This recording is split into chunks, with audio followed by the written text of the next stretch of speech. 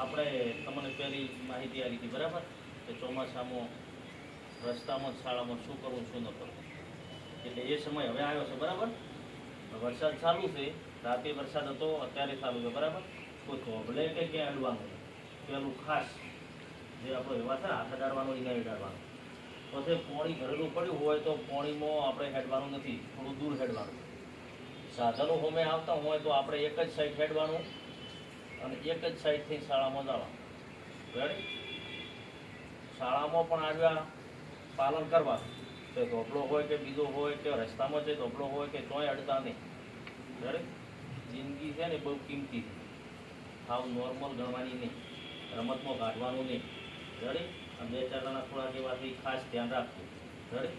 અને આપણી સહેલો અને મેહુલને આ 2-4 જણા મોટાથી તમારા હંગાથી આવે છે. રેડી? એટલે ઈરાઈ એનું પાલન કરવાનું અવશ્ય.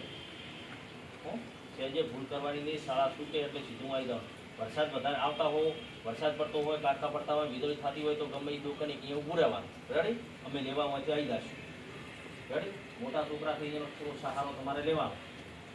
સમજણ પડે ને બધાને? કોઈની એ ભૂલ થવી દોવે નહીં ભાઈ. રેડી? આ તમે બધાએ નાના છો અને નવા એડમિશનવાળા તો એટલે શું કીધું દરેકે ચલો બધાને જય ગોગા. બગા જય ગોગા.